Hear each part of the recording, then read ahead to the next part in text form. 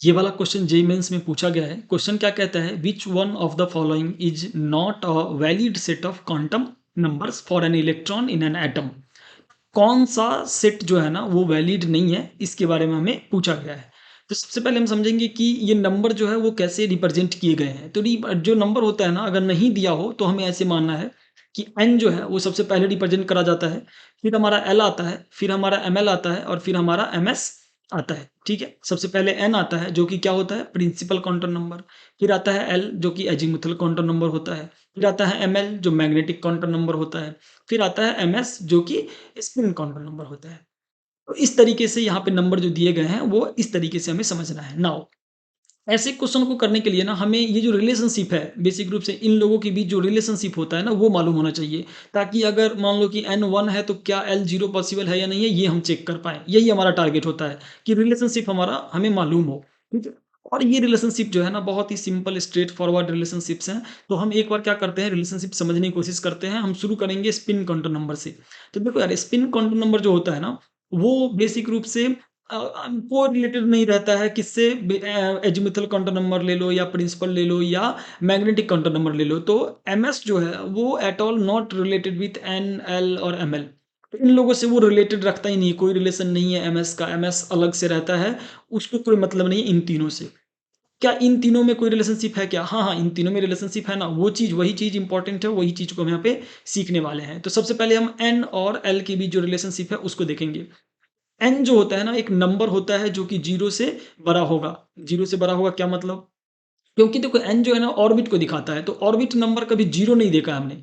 Orbit number कभी हम 0 नहीं देखते हैं। ऑर्बिट जो हम देखते हैं कि हाँ, सेल जो है वो फर्स्ट सेल है, फर्स्ट ऑर्बिट है, सेकंड सेल है, सेकंड ऑर्बिट है। हम 0 नहीं देखते हैं। तो एन का वैल्यू जो है वो 1 या 1 से बड़ा होगा। उसके करस्पॉन्डिंग जो एल होगा ना वो बेसिक रूप से क्या होगा, 0 से लेकर के n-1 तक के सारे वैल्यूज, 0 से लेकर के n-1 तक के सारे वैल्यूज जो होंगे वो उसके करस्पॉन्डिंग एल होगा। और एल क्या रिप्रेजेंट करता है, सब सेल को रिप्रेजेंट करता है। इस सेल के अंदर सब रीजन को रिप्रेजेंट कर रहा होता है एल बेसिक रूप से। हम मैथमेटिकल फार्मूला समझेंगे, हम मैथमेटिकल इंटरप्रिटेशन समझते हैं। जो थ्योरेटिकल है, जो सेंस वाइज है, वो हम इसके लेक्चर में बहुत ज़्यादा डिटेल में देखे हैं कि ये दोनों आपस में कैसे रिलेटेड है। ठीक है, अभी हमारा फ़ोकस है बेसिक रूप से इन दोनों में मैथमेटिकल रिलेशन क्या है। तो मैथमेटिकल रिलेशन यही कहता है कि एल जो है वो 0 से लेकर के n-1 तक हो सकता है।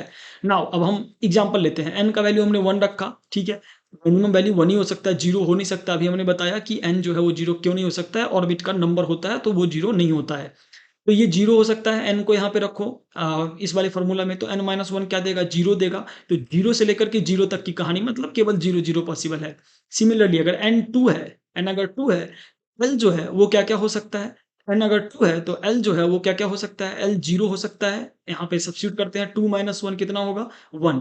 तो 0 हो सकता है, 1 हो सकता है, ठीक है? तो बेसिक रूप से ये दोनों पॉसिबल वैल्यूज़ हो सकते हैं। एन अगर 3 है तो एल क्या-क्या हो सकता है? तो एल जो है वो बेसिक रूप से क्या-क्या हो सकता है? 0 हो सकता है, 1 हो सकता है, 2 हो सकता है। कैसे? हमने एन को यहाँ पे रखा तो 3 minus 1 is equal to 2। L जो है अगर हम 4 ले लेते हैं तो एल क्या-क्या हो सकता है? 0, 1, 2, 3। तो समझ में आ गया होगा कि हमने क्या किया होगा, 4 को यहाँ पे रखा होगा और 4 को यहाँ पे रखने के बाद हमें क्या मिल गया होगा, 4 minus 1 that is equal to 3। तो 0 से लेकर के 3 तक की सारी सारी चीज़ें यहाँ पे आ जाएँगी। ऐसे ही अगर हम बोले कि n5 है, तो एल क्या-क्या होगा वो हमें क्या करना है, कमेंट में आंसर करना है कि एल क्या-क्या होगा n इज़ इक्वल टू 5 के करस्पॉन्डिंग। n को यहाँ पे रखो और जो भी वैल्यूज़ होगा उसे कमेंट कर दो, सिंपल। नाउ अब हम n और एल में रिलेशनशिप समझ चुके हैं, जो कि ये वैल्यू n को रिप्रेजेंट करता है और ये वैल्यू एल को रिप्रेजेंट करता है। तो हम जल्दी से ये देखना चाहते हैं कि क्या कौन-कौन सा ऑप्शन जो है इसके बेसिस पे ही हम किस-किस ऑप्शन को हटा सकते हैं अपने सर्च क्राइटेरिया से। ठीक है? मतलब किस-किस ऑप्शन को हटा ही दें कि ये तो पहला ही रूल फॉलो नहीं कर रहा है, दूसरा रूल क्या फॉलो करेगा, राइट? तो हम बोलेंगे कि ठीक है यार, n का वैल्यू यहाँ पे 1 है, 1 अगर है तो l का वैल्यू 0 हो सकता है क्या? है, 0 है, मतलब पहला ऑप्शन तो नहीं हट रहा। पहला ऑप्शन अभी दूसरे वैलिडेशन में भी जाएगा।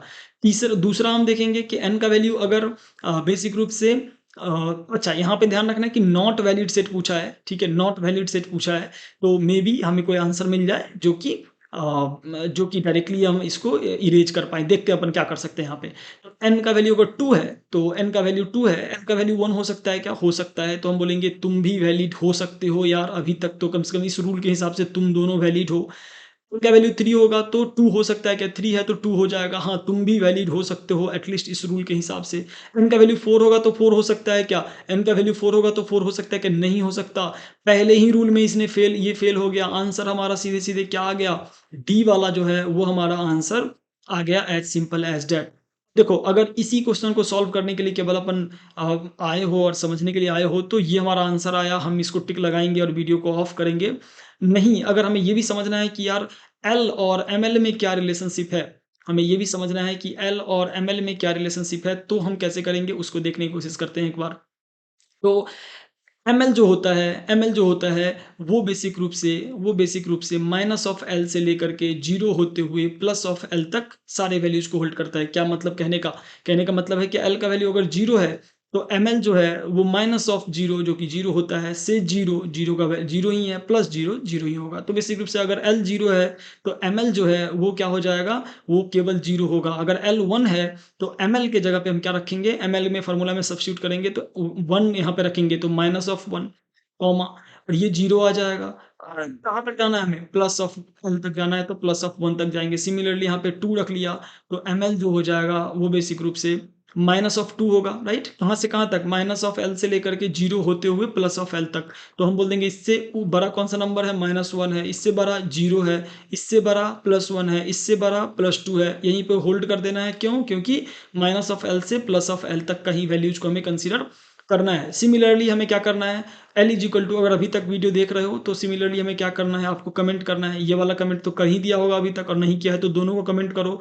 ये हमारा कमेंट नंबर 1 होगा और ये हमारा कमेंट नंबर 2 होगा कि क्या-क्या एमएल का वैल्यूज पॉसिबल है with respect to L is equal to 3, ठीक है? तो ये बेसिक रूप से हमारा आइडिया होता है यहाँ पे समझने का, ये तरीका होता है कि ये कैसे रिलेटेड है। नाउ ये एमएस जो है ना यार, वो स्पिन काउंटर नंबर होता है, इसका वैल्यू या तो +1/2 होगा या तो -1/2 होगा।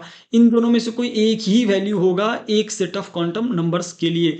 दोनों वैल्यूज नहीं हो सकते, दोनों का सम वगैरह नहीं हो सकता कि सम करके दे दे क्या, एक 0 कर दे क्या, नहीं 0 नहीं हो सकता। दोनों का मॉड वॉड लेके कुछ कर लेगा, कुछ नहीं करना है, दोनों का वैल्यूज केवल यही होगा।